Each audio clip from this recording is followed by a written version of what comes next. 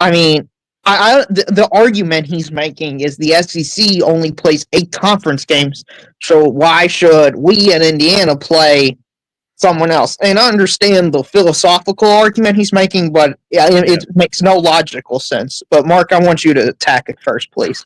Yeah. So we have Minnie Hunt out at Big Ten Media Days, representing the Voice for College Football. And she stopped by our earlier show. And so she started in on that. And I think I responded by using the terms asinine and moronic. And those two come to mind in regards to Curt Cignetti's comments. This is the last guy in the conference that should be commenting on this in a confrontational sort of way, because his teams play high school teams in non-conference play. And then Mike Loxley was asked the same question, and he responded in a similar manner, basically kind of shielded himself with Curt Cignetti by saying, you know, what Curt said, I agree with all that. Well, your team's not playing anyone either. So, yes, functionally, I understand the argument that going with the premise, all conferences are created equal, or at least the Big Ten and the SEC are. Therefore, we play 9 games. They should play 9 games because we are automatically, with this philosophy, with this approach, this mindset, if you believe in this, we are automatically playing a tougher schedule because we are playing 9 conference games and they are only playing 8 conference games. However, let's be more nuanced than that. So if we're not going to consider all the conferences to be equal, since they're all Power 4 conferences, then we can have a objective but also a reasonable look at all these conferences, and also recognize that despite what the Big Ten has been able to accomplish the last 2 years, that the Big Ten from top to bottom is not as good as the SEC. So most likely that 8-game schedule in the SEC is probably the tougher Big Ten conference schedules are tougher than the worst SEC schedules, I assume, or could probably analyze there to be some overlap between the two. But by and large, the 8 games that the SEC teams play are more difficult than take 8 teams or the 8 most difficult games in any Big Ten schedule. On average, the SEC games are tougher and the SEC schedule is tougher. Then on top of that, there are no teams in the SEC that go out and schedule no Power 4 conference teams. There is no one who fits that bill. And then we also have teams in the SEC who go out and play 2 Power conference opponents.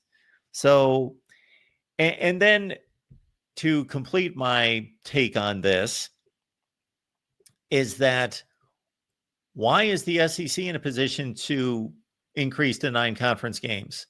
Why wouldn't the SEC look at the Big Ten and say, why don't you drop back to 8 conference games? Like, I believe that these conference schedules are more legitimate the more games you play, because of the massive size of these conferences, and obviously the less games you play within the conference, that illegitimizes the schedule for every less game that you play, for obvious reasons, if everybody understands my reasoning there. However, there is no governing body, there is no commissioner to mandate how many conference games you play. So the Big Ten can beg and plead or stomp their feet all they want about how many conference games you should play, but why is 9 the magic number and not 8? Why don't we play 10 conference games? Why doesn't the Big Ten say, if the Big Ten is clinging to being such the superior conference and that we should play more conference games, play 10. I think that's really well spoken, and I would just like to add a few more points to your excellent soliloquy there, Mark. I've looked at the top 25 rankings, and I have yet to see a team called SEC. You can't compare a conference to an individual team. You got to compare individual teams to individual teams. Alabama, Ole Miss, and South Carolina were the teams Indiana was competing for generally with the playoff spot last year. Yeah. You know what they all have in common, Mark, with their non-conference? They all played legitimate teams. Right, and they all played a Power 4 opponent last year. Wouldn't that just count that as the 9th game? And compare that to Indiana's 9 games. I'm sorry. This idea that even all power conference teams are created equal is garbage. Indiana played Purdue last year. Why does Purdue count as much as Wisconsin and Clemson? You're telling me Clemson counts as much as Purdue, Curt, Cignetti? This is moronic. This is idiotic. Okay? And this is why we need a strength of scheduling component.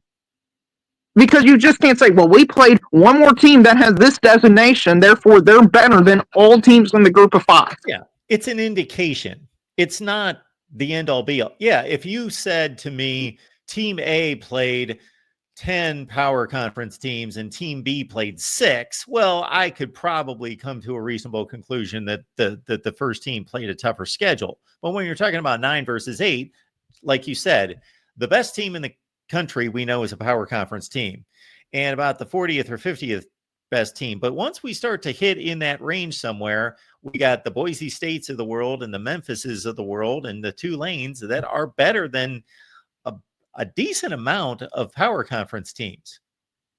Right, and look this year. Look at the top of the SEC, because the middle and bottom don't count. It doesn't matter who Kentucky, Mississippi State's playing, because they're not in the playoffs. They're not going to the playoffs.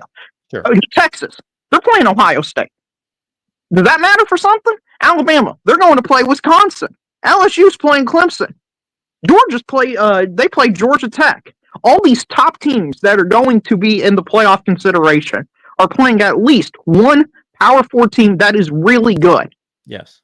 Compare that to what Indiana's doing. The SEC schedule compared to the best SEC teams versus Indiana, the SEC should always win the argument. Because Indiana is choosing to play nobody. And their conference schedule isn't deep enough to justify them playing nobody.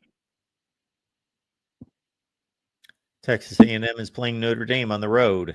So is Arkansas playing Notre Dame. Even last year when people were making fun of Ole Miss for their garbage conference schedule, they at least went on the road and played somebody. I mean, Wake Forest is better than... they're not great, but they're around the 40th best team in the country. They were a capable, decent team last year.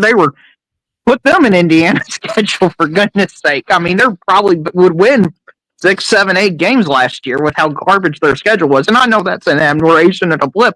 But the problem with these large conferences is you're going to have one of these random teams that play nobody, and if you tell them you can't play anybody outside, we're going to have no realistic data points to go off of. It's ridiculous. Yeah, and I would want these teams to play the same number of conference games.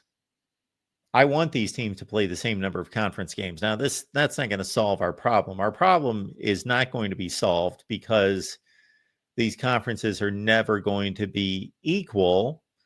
Even the Big Ten and the SEC, there's going to be some imbalance there, which I'm okay with as long as they're comparable. And I think that they're comparable now. I think that anybody who really understands the quality of these teams top to bottom and conference top to bottom know that the SEC is a better conference top to bottom than the Big Ten, but they're comparable. It's not a joke. It's not a wide gap. Now, when you bring in the other two, there's a wide gap. So just by playing 9 conference games, that's not solving much, right? If anything. And then we get into the whole issue with non-conference games and what they really count for going forward. Correct. And then teams are going to run away from playing those games and already are. Right. It's because Indiana got into the playoffs last year, because SMU no doubtably got into the playoffs last year. This is the consequences of those choices being made. This is what's happening. I know people don't want to hear it because Alabama's Alabama. They always win, and there's always some conspiracy theory. This would not be happening if Alabama made the playoffs last year. And by the way, the record that Alabama didn't deserve the playoffs, Mark, this is a 12-team playoff field last year, and then Alabama was ranked the 11th best team in the country. In my opinion, if you're a top 12 team, you probably should belong in a 12-team playoff field. That's just my opinion, though. I know we like to do things that outsmart ourselves, so Alabama didn't get in.